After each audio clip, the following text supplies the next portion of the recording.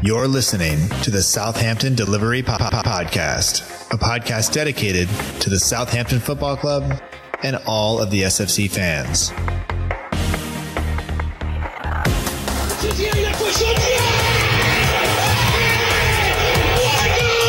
If you want to have guarantees, you have to buy a washing machine. Fonte with a scooping header. We don't lose a match, either we win or we learn. And today we learned. Отдача, Остин! Все-таки забил! It's infield to Mane, 25 yards out. Lovely ball for Bella. Onside, 1-0. Buffon shot! Oh my word! Unbelievable. He ran around the pitch like Bambi on ice. It was very, very embarrassing to watch. And now, your host, Matt Markstone. Hello and welcome to another episode of the Southampton Delivery Podcast, a podcast and newsletter dedicated to the Southampton Football Club and all of the SFC fans, and available right here on southamptondelivery.com. My name is Matt Markstone. I am the host of the show, and no matter where you are, no matter how you may be listening, whether this is your first time or you've been here before, thank you for making the show part of your day. I hope that you enjoy it.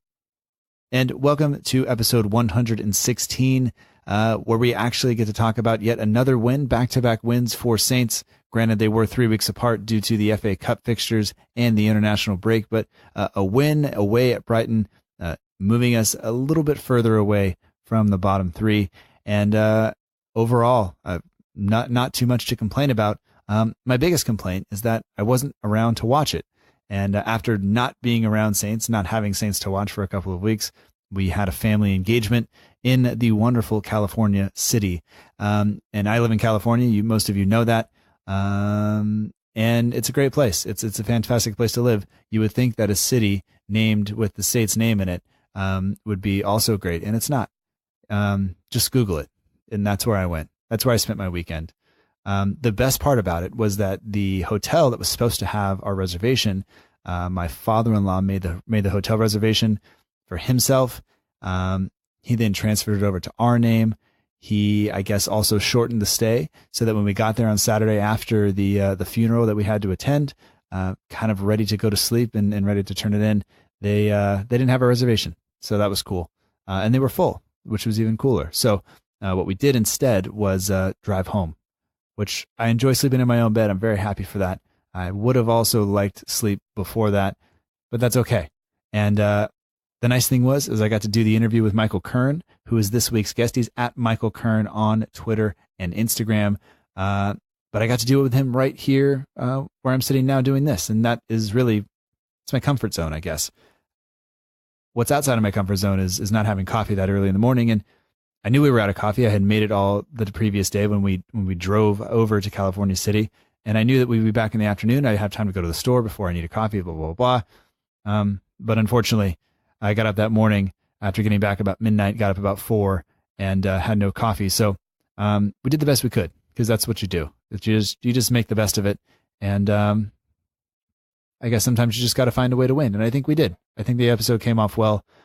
Michael, if you don't know him, he works for Premier League Productions. He is probably a familiar face and a familiar voice. If you watch ever Premier League Fan Zone, that he often hosts the show. That's where I first met him.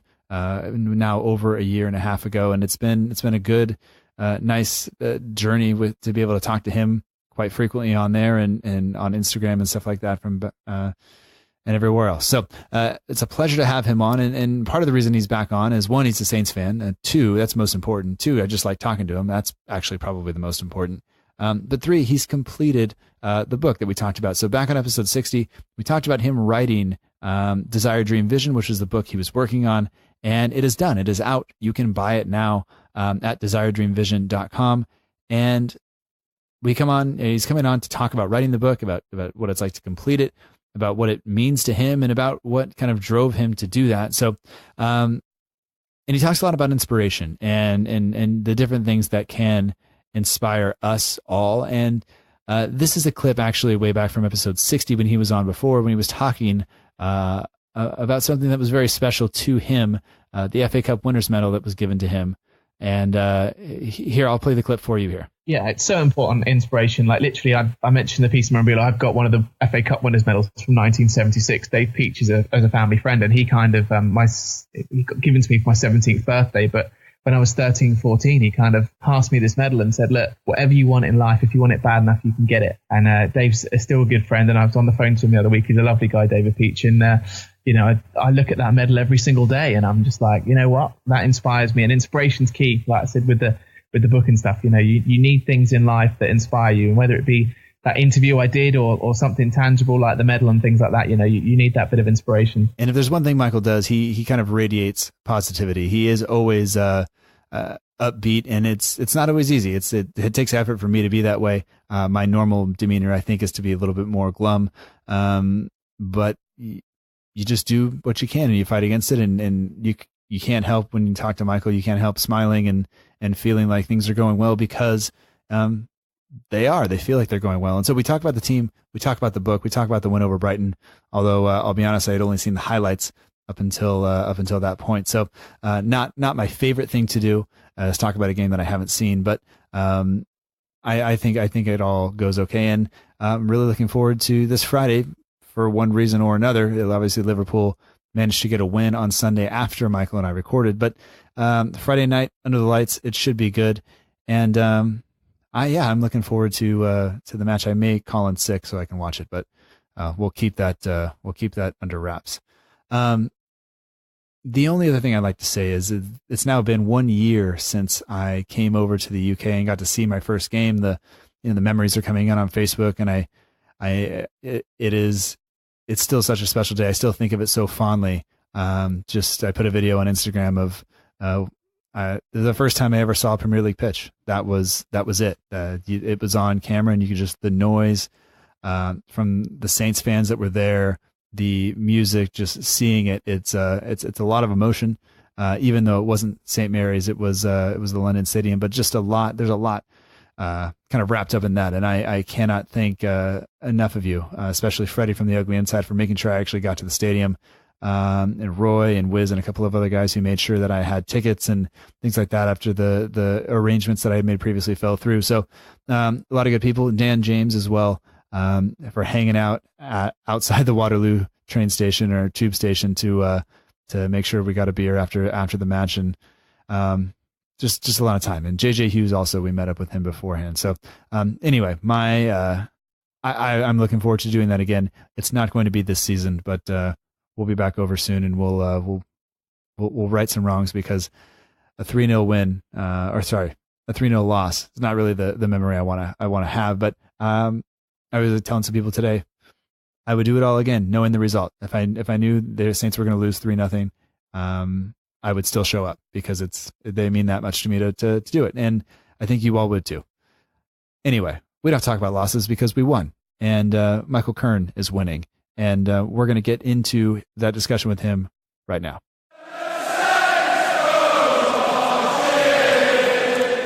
We'd like to welcome back to the Southampton Delivery Podcast, Michael Kurn. You can get in touch with him on Twitter and Instagram at Michael Kurn or at Desire Dream Vision. Michael, you got a new book out. You got a lot of work ahead of you and behind you. And we're here to talk about that, talk about the win over Brighton. And welcome back to the show, and thanks for doing this. Thanks so much for having me back on. Pleasure to come back on the show. It's it's a busy time, obviously, with not many games left in the Premier League season, so it's all hotting up, and kind of we're into that final run now. International breaks are done and dusted with, so with no distractions, and that's busy, and it's been a crazy few months with the book. So it's exciting times. Now, I do have a question about that, because it seems like, I follow a lot of the presenters from the Premier League on Instagram, especially because, sometimes I get to go on the show. I'm lucky enough to have been on there quite a few times, and I always try to follow them and follow you guys after that, and kind of make sure I stay in touch and say thanks for having me on and all that stuff. And a lot of people go on vacation during the international break, and you instead decided to release a book and do a bunch of events and put together a bunch of posters and poster boards and all that stuff. So did you plan it that way? I mean, or did it just happen that way, or how did that work? It just happened that way, really. So the book I kind of started writing about 2 years ago, put the backbone in place of what I wanted to say and what I wanted to write. And then just over the last year or so, you develop it and you work on the philosophies of the book and really pin down what your message is. And then it just got to a point where it's like, I've been putting this off long enough now. And 26 is my lucky number. So I just turned around and went, 26th of March, the book's coming out. And it was nowhere near finished. And then it just happened to coincide with an international break, and it coincided with a few other little bits and pieces as well. So yeah, there was no real planning. It was just kind of one of those moments where I just sat there and thought, right, enough's enough now. Got to get this book out, and this is the date. And then we've worked out how we were going to get it out there. Sometimes it's better to be lucky than good, I guess, you know? Yeah, exactly. But I mean, in terms of writing the book, is this the first book that you've ever written, or had you written something else in the past, or no? So I've done a few articles for magazines and newspapers and bits and pieces, but no, I've never written a book before. And everyone kind of says everyone's got a book inside them somewhere. And it just kind of really got the idea for it off the back of the motivational speaking I was doing. And one of the teachers at a school said, you know, you should put all this into a book, and a book that can inspire some young people. So that was kind of the spark for it, really. And kind of developed it, and it's got activities to do at the end of each chapter and questions to ask yourself. And yeah, it's been really rewarding, actually, writing a book to inspire people and to motivate them, and share a few anecdotes of my journey as well, and share what inspires me. And of course, Southampton get a mention in there along the way as well. So yeah, no, it's been a great process. Thoroughly enjoyed it, and I'm already working on the second and third one. So once you start, you just get the bug. Yeah, and I do want to ask you about, you know, the setting of the deadline, because I think sometimes people, when you start a project, at least this is me, and I think this is how it works for most people, is you start a project, you get super, super excited about it, and then as things go, you hit blocks and kind of obstacles, and sometimes people get derailed or they get hung up. So like, did that happen to you? And if so, like, how did you work past that? Like, I guess, what did you have to do to yourself? Or was it just set the deadline and say it has to come out this date, so I have to finish it now? Or how did you kind of work over that stuff? Yeah, definitely. The deadline was a big thing, because that was obviously, you've got no excuse there. Once you've turned around and announced that you're going to be publishing on a certain date, you don't want to fail. You don't want to not complete a deadline and not make it. But there were hurdles along the way. You know, I was quite lucky, because I was quite adamant from day one that I was very happy to kind of self-publish it. I didn't want to be, you know, restricted to having a publisher. So my management team were great, and they turned around and said, look, let's try and get you a publisher. And we put a nice big document together saying, this is what the book's about. This is who our target audience is. This is a breakdown of all what's in each chapter.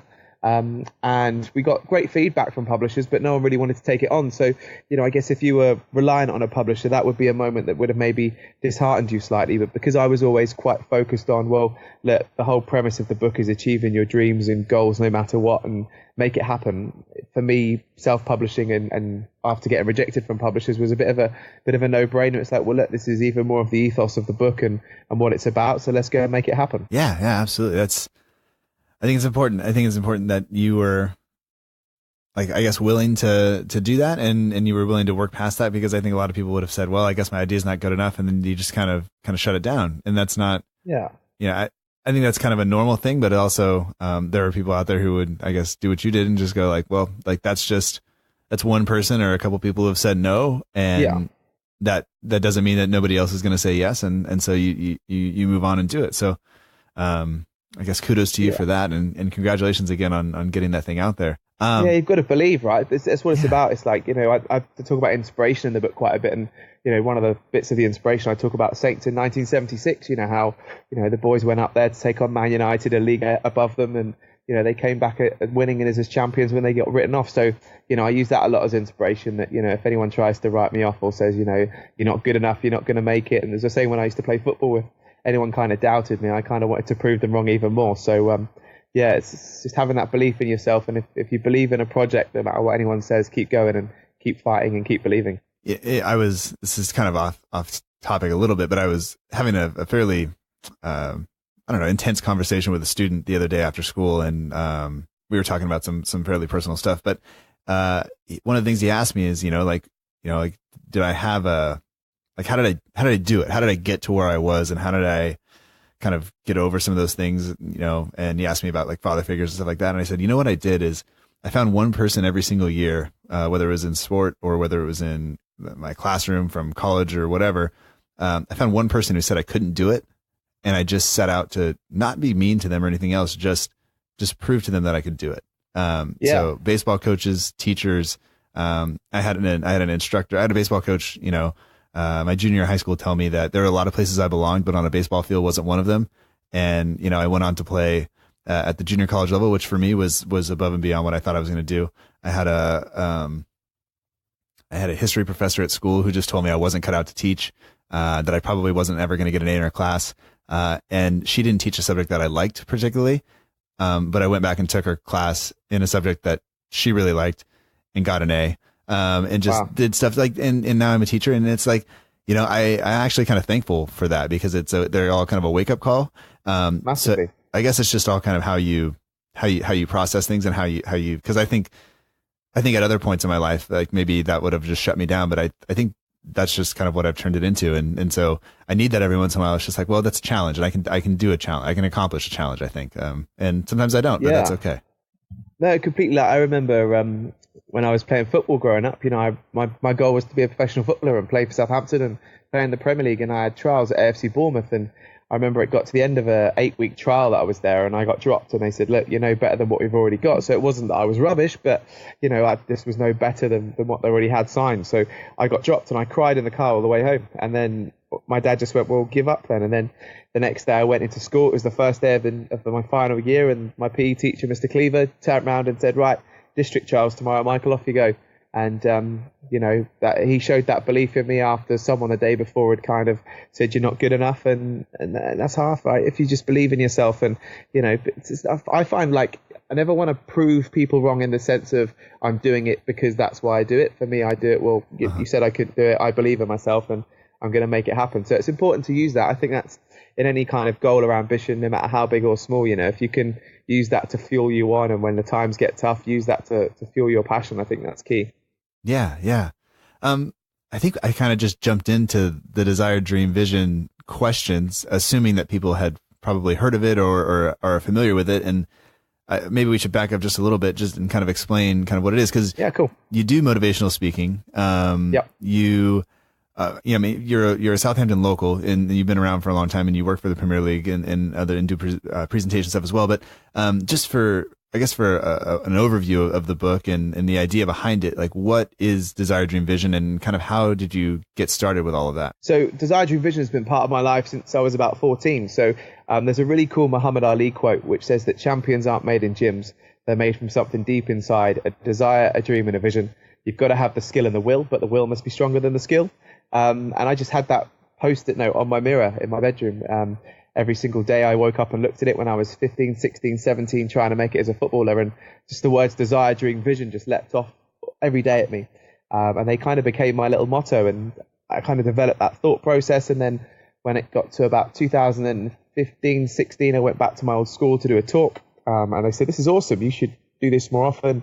So the 5 secrets of success, which the talk was about, turned into this whole desire, dream, vision philosophy of fear, failure, sacrifice, opportunity, having a plan, what inspires you, what's your why, just became this presentation, and everyone was like, this is so good and so inspiring. And, we've inspired thousands of people so far, like right across the world. I get messages from across the globe of people that have seen bits and pieces of what I do. So, it's amazing to be able to give a little bit back. And I think that's mainly what this project is for me, really. It's, I'm very blessed and very lucky to do the job I do, from wanting to be that footballer and then becoming a TV presenter. I'm incredibly blessed. It's taken a lot of hard work and a little bit of luck as well.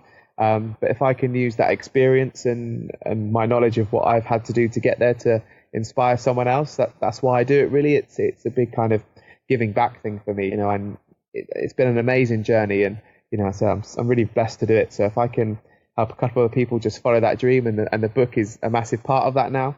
And I use anecdotes of different things that I've experienced and other famous examples throughout it to inspire people. We've had some great feedback so far, and we've only been out for less than a week. So it's it's an exciting little project, and so I get a lot of enjoyment out of it from sharing my story and helping people unleash their potential. Yeah. Now that, you've completed the book, and this has been, it's just part of the Desire, Dream, Vision kind of, I guess, process, and it's just part of what you've been doing. But I guess moving from writing to doing the promotion side of it, did you have a hard time with that, or does that even come a little bit natural to you? Does it feel kind of weird? Because like for me, I hate telling people about the show. Like, it's so stupid. Like, I spend a lot of time doing it. I really enjoy doing the show, But when it comes to like, hey, you should listen to this, and I don't say it that way because that would be like really, really rude. But like, it's like, hey, you know, like this is something I've been working really hard on. If you're a Saints fan, maybe you will enjoy this. You know, and I try to explain it. Like, I just feel it always feels kind of, it comes off kind of weird, I think. And I'm not very, very good at that. And what about, has that been difficult for you, or are you just kind of still just, I guess, always doing, putting forth the desire, dream, vision kind of principles and things like that. And then also telling people, hey, there's this book, this resource you can take with you now, and have, and I don't know, how has that been working for you? Yeah, do you know what? It's I totally get that, right? When you do a project and that, and you kind of, you know, you want to share it with the world, there's that kind of little bit of, oh, you know, do you want to read this? Like a little bit of like nervousness around it, you know, because you know, I hate sales. I'm rubbish. I remember one of the jobs I did, you know, in the process of trying to get to where I wanted to get to, I was an estate agent for like 2 weeks. And I hated the whole sales thing of, oh, you should buy this, go and have a little look at this, go try this. So yeah, it's kind of, I've been very lucky, I guess. I'm very fortunate to have, you know, people that follow what I do and take an interest. So, you know, all of a sudden when I just mentioned that I've been doing it, there's been a lot of natural excitement that's kind of built up. So, you know, I haven't had to be had too much kind of thought process on, oh, please buy my book and go and have a little look at it. It's just kind of come quite naturally. But I was a bit of a control freak, and the whole book is, I've done everything from the design of the cover to, you know, there was a lady who kindly proofread the book for me, but I've kind of done everything with it. So it's the whole look and feel has been down to my designs and everything as well. So yeah, it's kind of been my little baby project, which I've really, really enjoyed actually. The whole process has been incredibly creative, even down to designing the front cover and, you know, deciding what paper we were going to use and what the front cover, was it going to be a matte finish or a gloss finish, and all those little touches. So, you know, I'm incredibly proud of it. And I think when you put something together like that you're incredibly proud of, you know, it naturally speaks for itself. So I've been quite lucky so far that, you know, the support's been amazing. We've nearly done 400 books in the first week, and a lot of that's just come from the fact of, you know, my pride in guessing of completing it and the support of everyone that's kindly got behind it. So yeah, I guess, what was something that you didn't realize was going to be part of the process that you wound up having to take on, and whether it was, you know, down to choosing the paper and where the page number goes on the thing, whether it goes in the middle or at the top corner or whatever it is, like what was something that you learned that you weren't kind of expecting or didn't know about the book writing process? I think that the weirdest process, I guess, was when you first hand it to someone else to look at it, because, you know, you kind of created it from nothing. You've done all the design work, you've kind of decided how it's going to look and feel. And then that very first time that you hand it over to the proofreader, because you know it's going to be riddled with errors, because when you've looked at something for so long, you know that there's going to be mistakes. There's going to be like really obvious ones as well, but because you've just read it and written it so much, you know, and you've overworked it and you've gone back over stuff, you're going to miss stuff. Like, it happens. The first copy of Harry Potter and the Philosopher's Stone in the UK this week, one of the early editions, sold for like 70,000, and philosopher was spelt wrong on the front page, you know. So there's those little bits of things, those things happen. So, you know, I've kind of, hopefully there's no errors in there. I think that someone may point out that it might be a space where there shouldn't be a space or something, but I may have undersold myself. If it went off big time like J.K. Rowling, I've not got enough errors in it. Should have put a few more in. But yeah, no, that trusting it to someone else is, you know, you're opening yourself up for that first little bit of, not necessarily criticism, but that, you know, that critique. Which, you know, I'm very good at. I love having people offer me a constructive critique, because it's the only way you get better, and it's the only way you develop. And I love collaboration, and someone say, this is good, but it could be better, or this bit's not that good, take it out, reword it. So it was a little bit of a weird moment when you hand it to the proofreader, but Siobhan was fantastic, and she's done a great job and helped me get it over the line. And I guess it's another weird moment when you actually go on sale and you release it, because you're all of a sudden you're opening it up to the public eye, and you know, whether you like it or not, someone isn't going to like your book and they're going to voice it on social media, and you kind of go, yeah, okay, it's not for everyone, but right. You know, as long as the majority of people get behind it, that's the main thing. And you know, I've always said, you know, when we spoke before on the show, when you kindly had me on before, you know, I mentioned about the 76 winners medal that I kindly, I've got Dave Peaches, and I always share it with as many people as possible, because if that can inspire one person the way it's inspired me, it's worth it. And it's the same with the book. If this book just inspires one person out there to not give up on their dream, or to try something different, it'll be worth every single moment of writing it. So yeah, absolutely.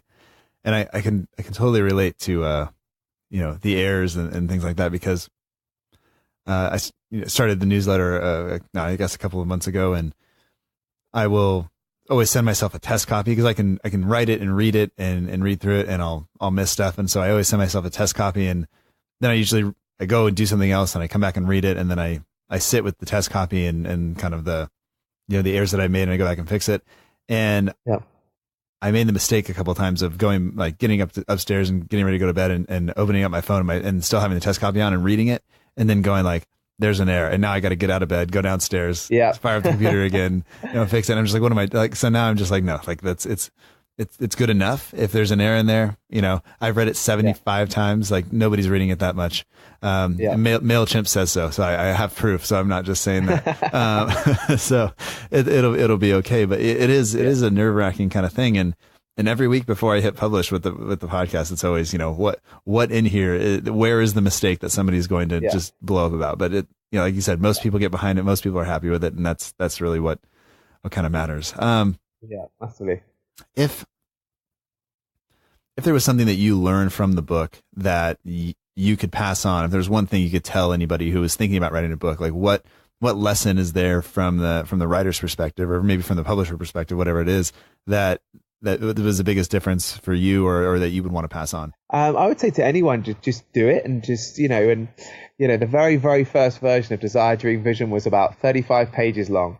And I look back on it now and I think, that was awful. But that's part of the process, right?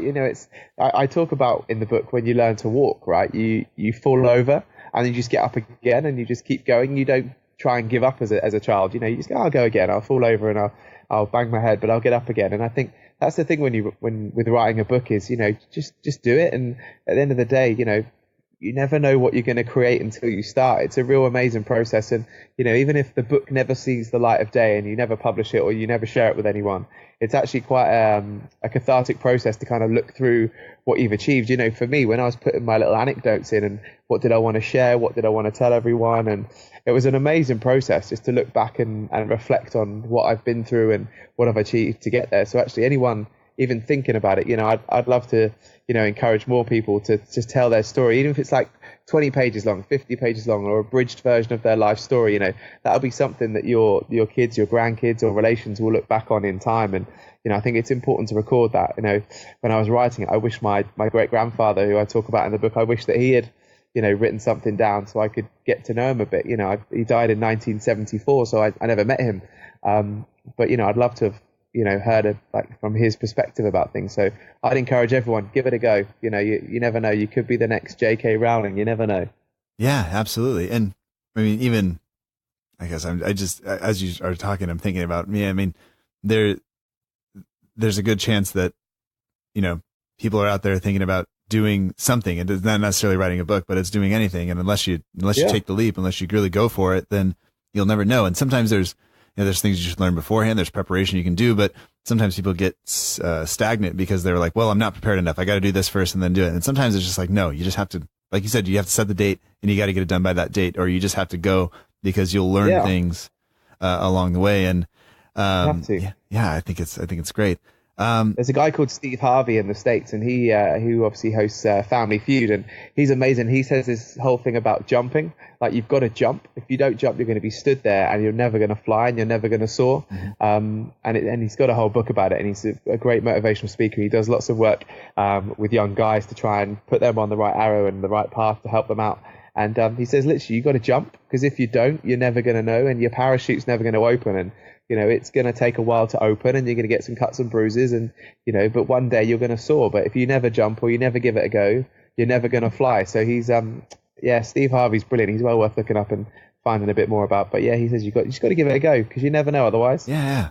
All right. So now that the book's out, you're doing the promotion for it and stuff. But what's next for Desire, Dream, Vision, and for you in the Desire, Dream, Vision kind of arena? So we're just going to just share it with the world, basically. So we're going to be going on sale in the States very soon.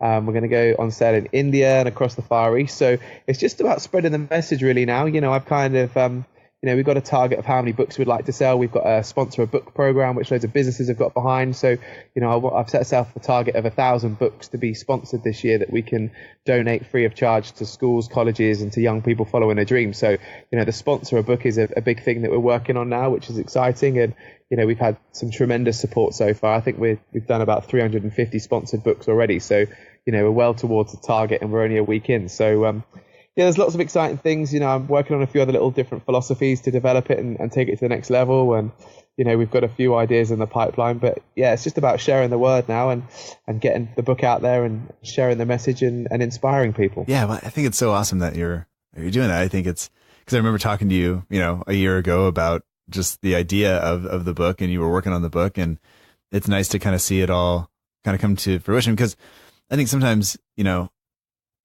somebody's working on something and you don't really see it. But like, I think just having that conversation that I had with you, what was recorded and what wasn't before, I've been able to kind of see the progression of the book. And when I see some of the stuff that you're speaking about, it's like, well, I think that's going in the book, and, you can kind of see it building. And, I think it's great. I think it's awesome that it's finally out, and, congratulations, man. It's a big accomplishment. Yeah. Thank you. Speaking of accomplishments, I guess, we beat Brighton away finally. Yeah, I know, right? Great result. It's, especially after that Tottenham game as well. It was a bit of a weird time because we went straight in international break and it was like 2 weeks off, and you kind of, I guess, Ralph and the guys would have wanted to carry on and keep that momentum going. But, great result and good to get 3 points. That's the big thing. The only thing I was disappointed about is I looked at the league table and we didn't move up. Like, the gap got bigger, but I thought, yes, 3 points. And then everyone else won around us. But obviously there's a gap between us and Cardiff and that bottom three now. So that's nice. Yeah, I have the Google updated their like live table stuff. So now they have the score next to a match that's going on. And they have the last 5 games. They have a little bit of a form table going on. And I'm just waiting for Chelsea to score. I'm like, I need Chelsea to score here. Like, I need, I need this to happen. So, we'll keep an eye on that. But yeah, if we can just continue to put distance between us and Cardiff, I think that's enough. And I'll be honest, I think I told you already, and I've complained about it to, I think, several people. So I wasn't able to watch the match yesterday, and that's not normal for me. I'm usually pretty able to watch almost every match. And, we went through our time change to springtime, or just daylight savings time, like 3 or 4 weeks ago. So matches were kicking off at 8 a.m. And then 8 a.m. for me it's a little bit late. Like, the family's starting to get up during the second half there, and then I get distracted. So it's not my favorite. So we skipped a lot of those games, which was nice for me. But also yesterday, the game's kicking off, and I wasn't able to watch it because we had to go drive into a place that I wish nobody else to go ever. There's a city called California City, which sounds beautiful. California is a beautiful place for the most part, but we also have like a lot of desert and a lot of other things. And California City is a giant city in terms of land area. It's not a giant city in terms of population. There's only 14,000 people who live there. And it's kind of funny because you get off the freeway and you're driving, and there are all these street posts, these signposts, for 96th Street and 87th Street and all this stuff. None of them are paved. There's no houses there. There is just streets, and you drive for about 30 minutes once you get off the freeway before you actually hit any like civilization, but you're inside the city the entire time. It's really eerie. It's like Stephen King type setting. And I don't wish that on anybody, but we were there instead of me watching the game yesterday. So I've only watched the highlights. And when I finally got reception yesterday and I saw that we won, I was like, this is great, but I don't know how it happened. I don't know who scored. I don't know any of this. I'm like texting people, like trying to figure it out. And, anyway, I finally been able to watch the highlights this morning, and I'm pretty happy. I'm pretty impressed. It looked like Brighton might've got something there at the end, but we can kind of just start at the beginning with the lineup. Yeah, no, massively. I think the formation change was a little bit different as well, playing like 4 at the back and then just a row of 2s in front with Redmond up front with Danny Ings. But we did something a little bit different. We closed the ball down very well. We kind of attacked in little triangles and made it very difficult for Brighton to settle. So, Ralph's obviously working with the lads on the pitch and on the training pitch, and maybe those little breaks we've had have actually been vital for us. It's almost been our pre-season with Ralph, with when he came into the side. You see new managers come in, it can be quite difficult, especially over like Christmas periods, to kind of really get your side playing how you want. Whereas I think actually those breaks may have done us a real big favour, because Ralph and his team can really get the message across of how he wants to play. We got so used to playing a wide football, especially under Koeman and Pochettino, where we'd get the ball down the wing to Tadic or Mane and whip a ball into the middle. And, we haven't got that target man in the middle anymore. We haven't got that Graziano Pella or Ricky Lambert. So, it's a different philosophy of way of playing down the middle. But I think the lads have really taken hold of it, and certain players have stepped up. You know, I've always been a fan of Højbjerg, and I love the fact he's got the captain's armband now. I love his passion. I was in the tunnel of the Arsenal game, and that big win at home on that Sunday, and I interviewed Pierre-Emile Højbjerg at full time, and you know, we kind of shook hands, and you could just see how much it meant to him to get those points against Arsenal. And I love that in a leader and in a captain. And, you know, seeing Prowsey step up over the last few weeks, deserving his call up to the England side. And, you know, he's got an air of confidence. So I'm excited, you know, and that's starting to come across on the pitch. You know, we're not going to win every game. We're in transition. You know, Ralph needs to invest in his players over the summer and see who he wants to bring in. You know, do we need another striker? Do we need someone else at the back? But saying that Maya had a good game yesterday and stepped up. So, yeah, it's an exciting time. You know, what have we got? 7 games left. I said if we could get 10 points in our last 7, that would be a winner. So we now need, 7 from 7. You can see us getting points against Huddersfield. We've got Bournemouth on the 27th. I'd hope we could get something out of them at home. And then we've got away at Newcastle. So I think... you know, I think we'll get to the 40 points, and I think we'll be all right this year. Yeah, I think when he set the 40-point mark out, people were like, well, you know, I don't think it's actually going to take 40. And it's like, look, I'm not looking like I would love just to stay in the Premier League this year. That would be fine. But like, you don't set the bar there. You got to set the bar a little bit higher. And that way, if you underachieve a little bit, then at least you're still, you leave yourself a little bit of room. But you mentioned the lineup, and I think Vestergaard had a groin injury, according to something from Adam Blackmore, and you know, so maybe that forces Hasenhüttl's hand to play a 4-2-2-2, which I think is his preferred formation anyway. But we hadn't seen it yet, and we have been playing, you know, kind of wide, even with the team that we've had, and it was. You know, I think that's probably a good position for Ward-Prowse, and we've been kind of talking for months and years probably about where he plays and where he fits in, and you know, he's not really a holding midfielder. Romeu and Højbjerg can do that, and Højbjerg can push forward a little bit. He scored even from that deep line position yesterday.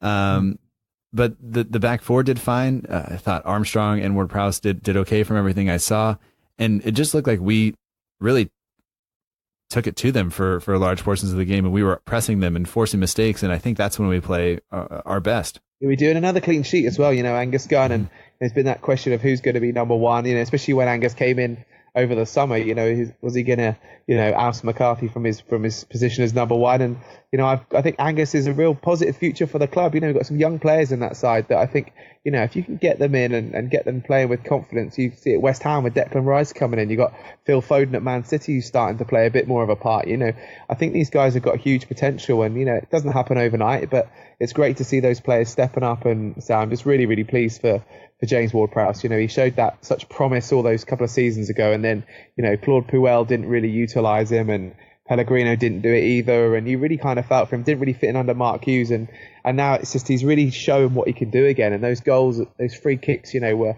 so important to helping us, and it's good to see him getting on the score sheet and giving a positive impact. But, you know, as you said, a clean sheet as well yesterday, again's a massive bonus. That's 3 in 6, I think, now for Angus. So yeah, it's exciting. I think we'll be all right towards the end of the season, and I'm excited to see what happens over the summer. And you know, someone made the quip to me a couple of weeks ago, do you think you'll keep hold of the manager over the summer because he's had such a good start?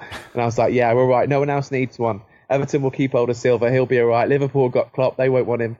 You know, Tottenham have got Poch still. We'll be fine. We'll be all right. God, I hope so. We will be, you know, and I think, look, at the end of the day, you know, we saw what happened to Ronald, right? And I think that may be a lesson to future managers at the kind of level of club we are. You know, at the end of the day, yes, okay, you might think the grass is greener, but actually, you know, sometimes you're better off where you are, especially, you know, with Southampton. We're a great proposition. We've got a great academy. We've got, you know, the world's our oyster if we really want it to be. So if we can actually get a bit of loyalty, and I think there's been lots of examples recently of people making a move, whether it be players or managers, and things not working out as they kind of want them to. So look, sometimes you're better off sticking where you are and looking after your grass on your side of the fence. Absolutely. And I think if you really look at what Southampton can offer, like you said, it's a pretty attractive proposition. The training facilities are top notch. I would say the catchment area for young talent is pretty big, given who else is down there and where the club is located. And I mean, honestly, one of the things that I looked at, you know, just sun and weather and things like that when I was looking at teams. That plays a part as somebody from California. And, Southampton's got a lot of sunny days compared to a lot of other places in England. So it's doesn't feel like it at the minute. Jeez, no, I'm sure not. Sunshine. Yeah.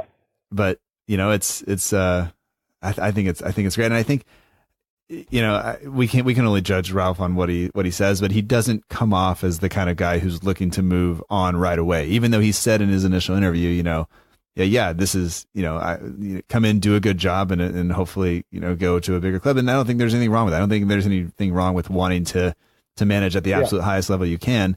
And he doesn't seem like he's just going to up and leave at the first, the first time somebody says, hey, how about this? And it's just almost a lateral move or a slight step up. I think he wants to make a jump.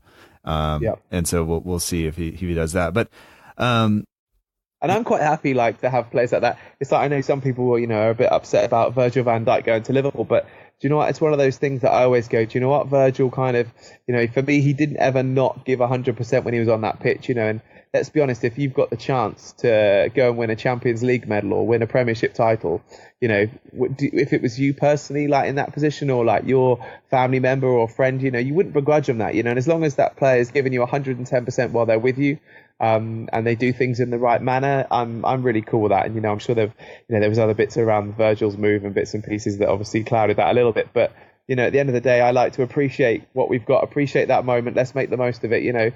Nothing lasts forever. And if we can have a manager that's going to get us back to winning ways, and that'll attract the next manager that's going to keep moving things forward, I'm pretty cool with that. Yeah, and now he's out there captaining his national team and everything else. So he's definitely, he's very, very good. I enjoy watching him very, very much. And I think he's it's part just of our history. It's amazing. Yeah. To have the world's best defender as he's being talked about at the moment.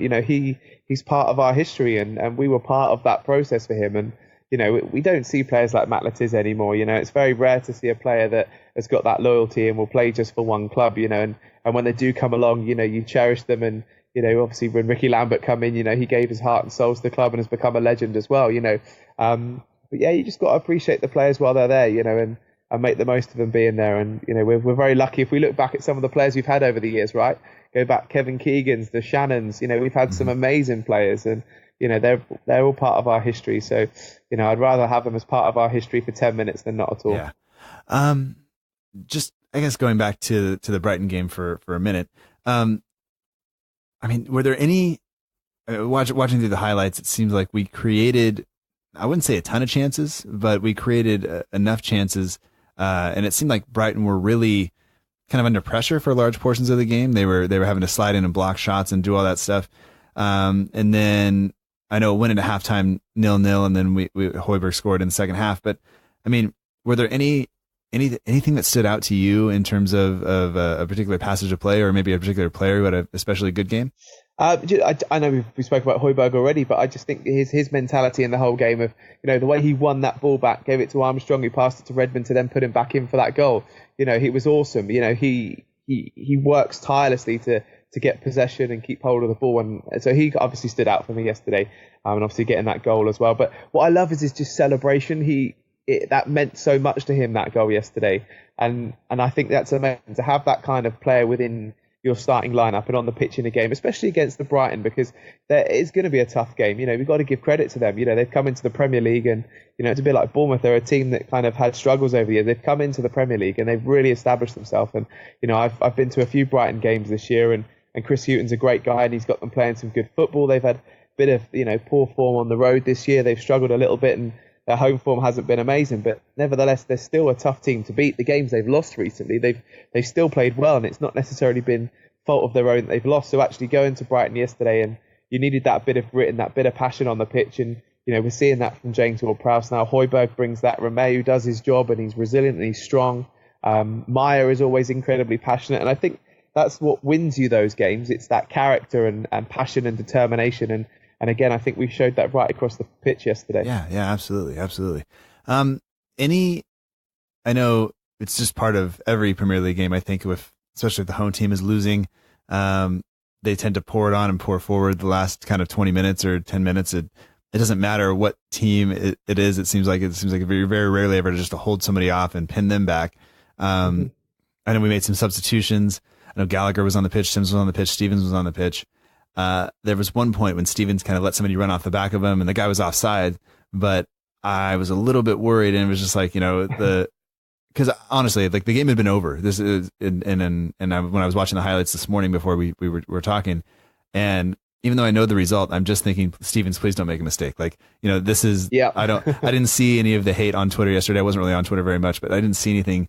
And so I was really just hoping, like, don't mess us up, dude, because if you're at fault for a goal here, we're going to be in trouble. And he let somebody run off the back of him again. And I was like, it freaked me out a little bit, but we did enough to hold him off and get the win. And I think everybody, Ralph seemed pretty happy with you. I think he would have wanted us to create a few more chances, but he's overall really, really happy with the win. And I think all of us have to be, given that Brighton were just above us in the table and now they're only above us on goal difference.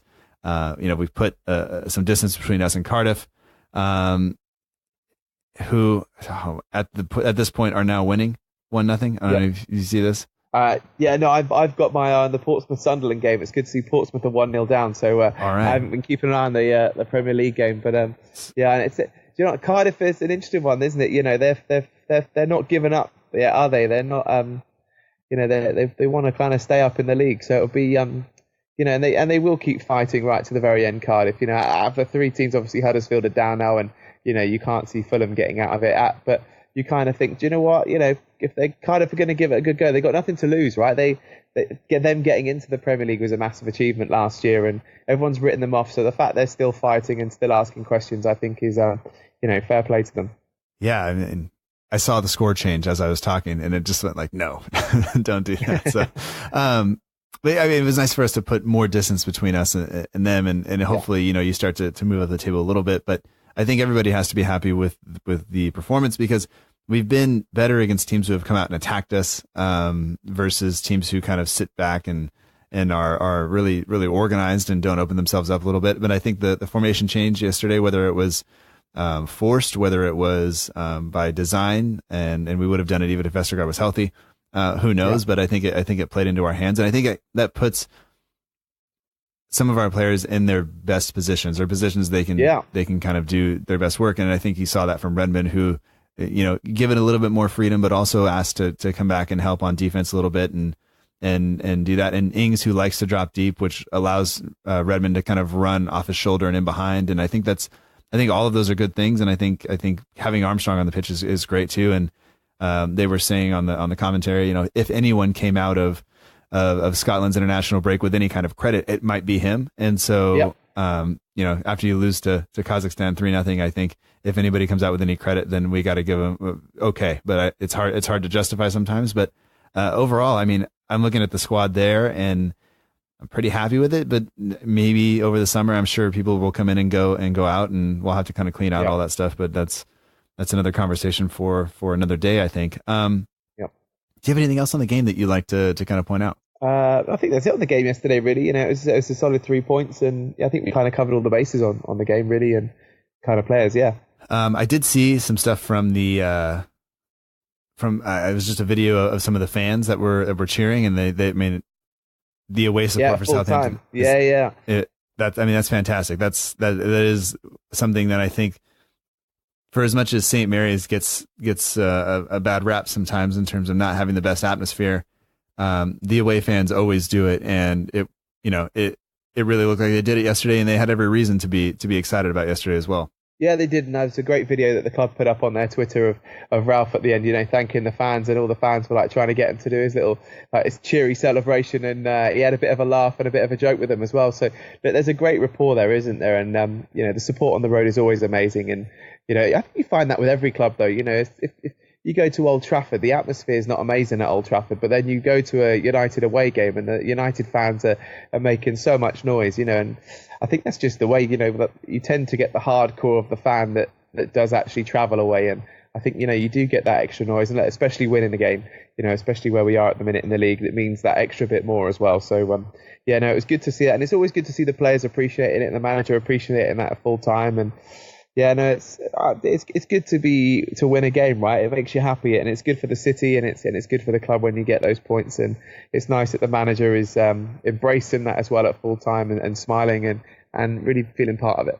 Yeah, and I think that's part of what he brings coming from Germany, where they do really they value that that relationship with the fans. I think very much so. So it's nice that he's bringing that over, and he's not letting.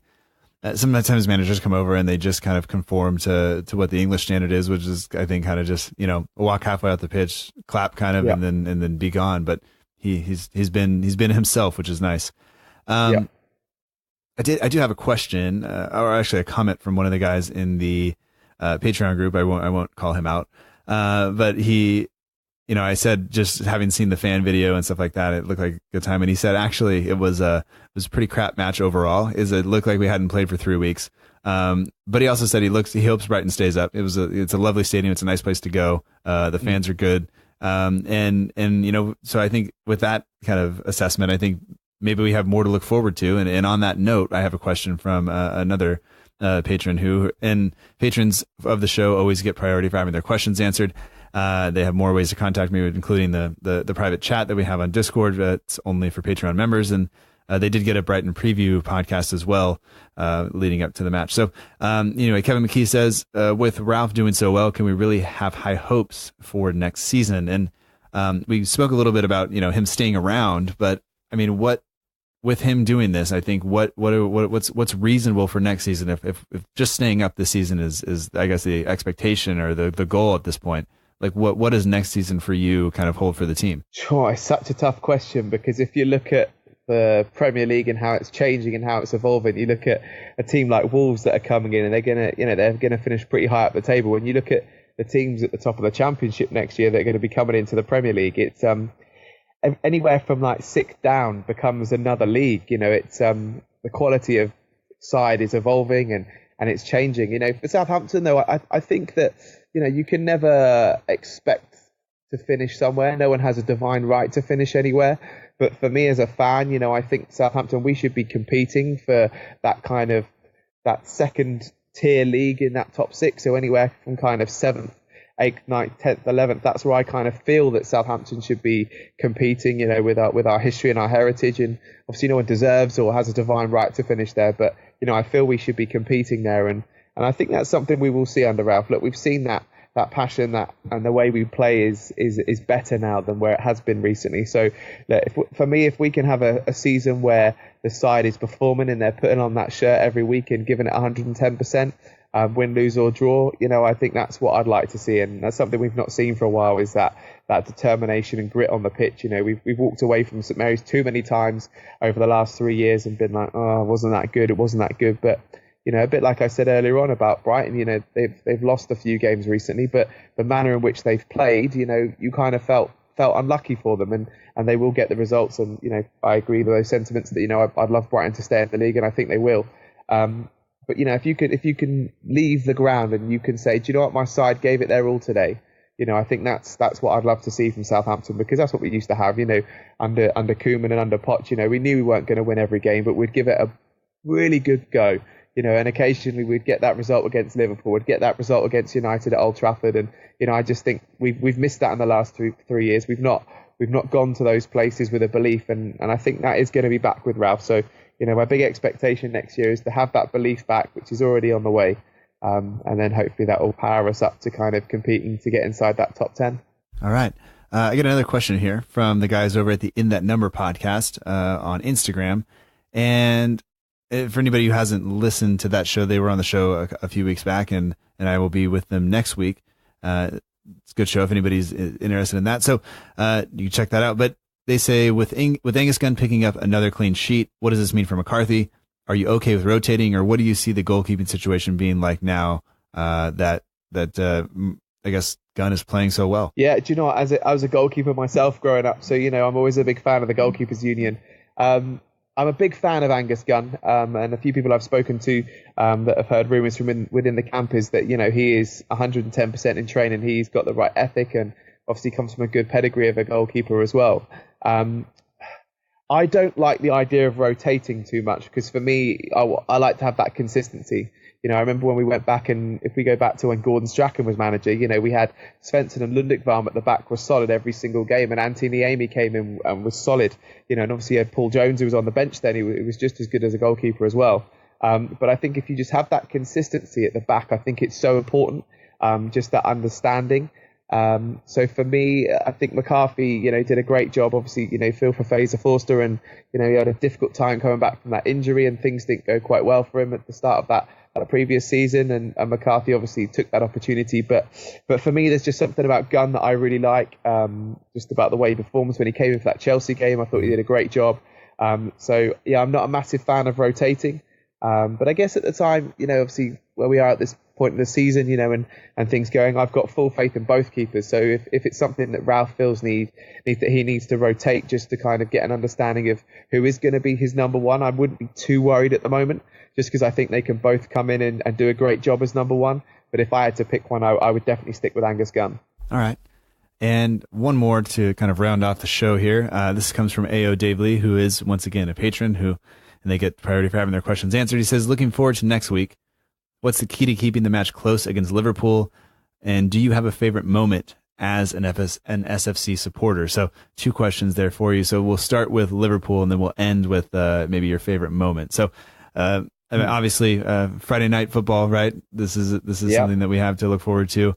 I'm still contemplating calling in sick on Friday to see if I can watch it, because it'll be a noon kickoff. But for you, what do you think we have to do next week to make sure that we keep it close? Or do we just go and have a go a little bit and see how it works out? I just think we have a go. At the end of the day, the pressure's on Liverpool right now. And if you look at our remaining fixtures, we got Liverpool, then we played Wolves, Newcastle, Watford, Bournemouth, West Ham, and Huddersfield. And our must-win games are Huddersfield, something out of West Ham, something out of Bournemouth, something out of Watford, something out of Newcastle. So, we've only got to play one of the top 4, top 6 between now and the end of the season. So that game's almost like a free hit on Friday. We can just go for it. We can play our football. Let's do what we can do. We know we can give a real go against these bigger sides. We did it against Tottenham. There's pressure on Liverpool. It'll be interesting to see how they get on against Tottenham over this weekend as well. But yeah, I think we give it a go. If someone said write down the scores between now and the end of the season, I would go for a draw against Liverpool on Friday night. I just think there's a lot of pressure on them. Man City know how to win, and they know how to win the league. So there's a lot of pressure on Liverpool, and it'll be interesting to see how they deal with that and how Jurgen Klopp deals with that. So yeah, I can see us getting something out of that. We've won 2 on the bounce. We've had some massive result at home against Tottenham, and the fans were right behind that. And those fans that obviously were there, that was the last game they saw that obviously didn't travel to Brighton, so they're going to be behind it. So I think we could ask questions of Liverpool. So we will see. And we've done it before, so I can't see why we can't do it again. Especially although Mane's on the other side now rather than our side the last time we did it. Oh yeah, that was I remember that morning very clearly. What a game that was! It was a great game.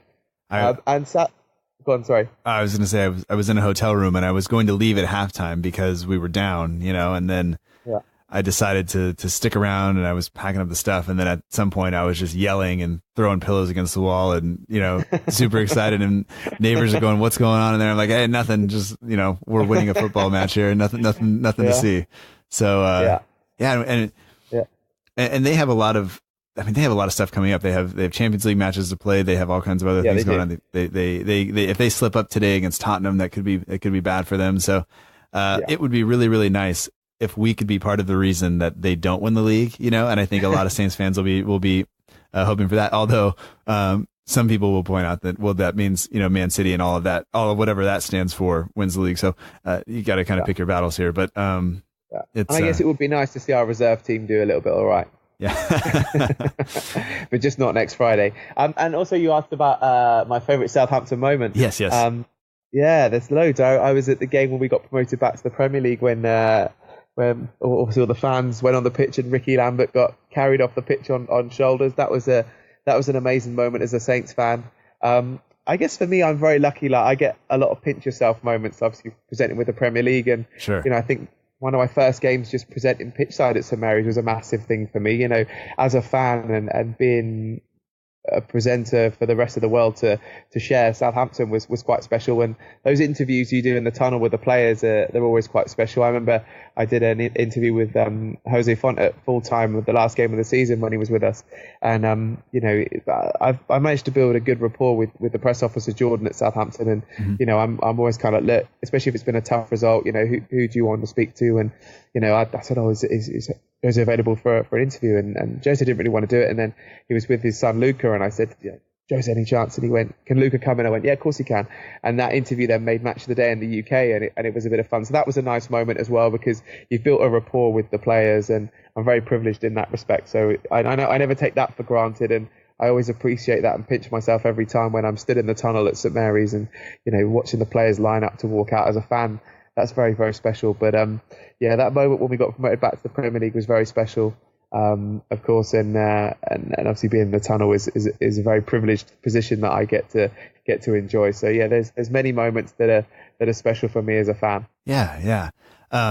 You reminded you talking about that reminded me of Tom Deacon, who is also a fan and also gets the opportunity to work and do some stuff for the team. And he says sometimes he'll be in the tunnel, and on official match day duties, which he works for the club, so it's different than you who are working for the Premier League. But he'll catch himself like cheering or something, and so like the security guard will turn around be like, you're not allowed, you can't do that today. Like you can't, you gotta. And so I don't know. Sit on your hands. Yeah, I don't know if I could do that. I don't want to do that. Sat in the stands, it's it's some of the games, like, where we sit in our reporter position, to watch the game, you generally have to sit on your hands, because it is kind of like, oh no, can't cheer. And especially, that Arsenal game, I remember, that was such a big 3 points, and I kind of that goal went in, and the lady who sits behind me, I know her from away from when I'm working at the ground, so she knows I'm a Saints fan. So she kind of always taps me on the shoulder and gives me a little thumbs up, and you kind of have to give like a bit of a smile. But it is tough, when you're trying to remain impartial. But at the end of the day, it's your club, isn't it? So you've got to kind of celebrate on the inside. Yeah, and maybe you can just go, oh, that was a really nice move. Like, don't even have to say anything else. Just like, really nice move, guys, and then move on. But who knows? So last thing here is, the book is out. Desire Dream Vision is out. People can get it on the website, and the links are in the show notes. We're going to give away a copy of it. And so, I guess what you need is it'll be on all 3 social media platforms, because you're on Twitter and Instagram, and you're also on Facebook, I believe, or is Desire Dream Vision out there? Yeah, no, we're on all 3 platforms. So yeah, come and find us. All right. So, we'll tag you in the post as long as people are following and they like it and share it or whatever.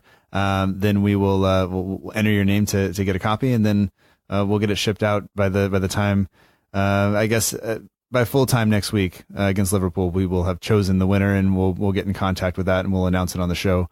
I'll make sure I announce it on the show next week. So, that's when it'll be announced, and then we'll get it shipped out as soon as possible, because, I don't know, I'm happy for you that you've been able to do it. I'm happy that, people are taking to it well, and I'm really happy that I got a chance to talk to you again. Amazing. Really appreciate the opportunity to come on. Thank you so much for having me. So really appreciate it. Yeah, no problem. We will, we'll talk to you next time. And, for people who, want to follow you on social media, they can do that at Michael Kurn and at Desire Dream Vision. And once again, we'll all that stuff will be in the show notes. And, one thing I should say is, like, when I get to talk to you on Fan Zone,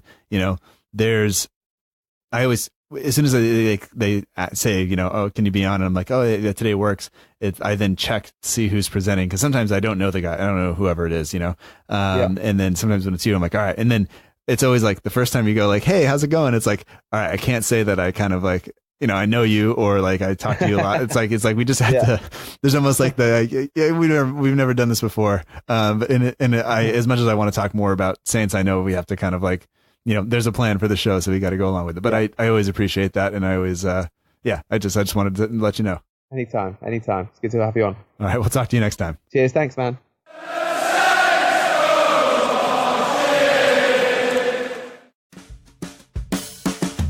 That does it for this episode of the Southampton Delivery Podcast. Thank you so much for joining us. I hope that you've enjoyed it.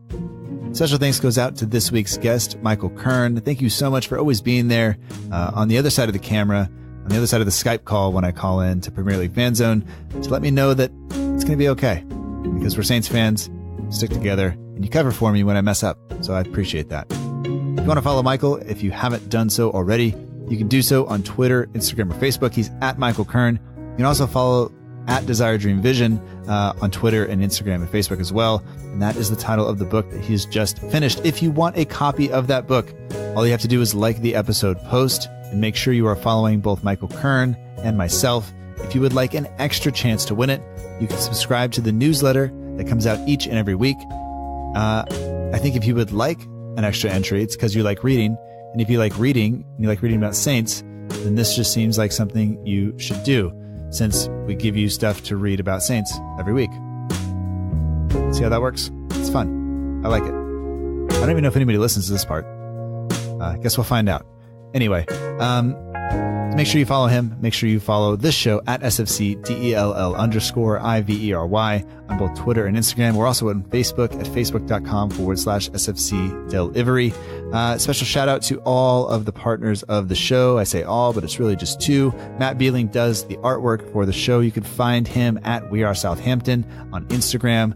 And the Southampton page for all your Southampton FC news and needs. They're closing in on 2,000 followers on Twitter. Make sure you get over there and help them out because they're already way over that on Instagram, where they're sitting just above 20,000. So if you're not in that number, you should be. If you're enjoying the show, consider supporting the show on patreon.com. They get extra episodes. They get priority for having their questions answered. And we chat all the time on our private members only chat, which is kind of fun. Lastly, all music for this show comes courtesy of the Free Music Archive on freemusicarchive.org. The intro song is Epic Song by Boxcat Games, and the end of show credits that you're listening to right now is Aim is True by Poddington Bear. Once again, thank you so much for supporting the show, for all that you guys have done over the past couple of years. This has been wonderful. I look very much forward to being back next week when hopefully we're talking about, knocking Liverpool's title chances off. So until then, remember that together we march on.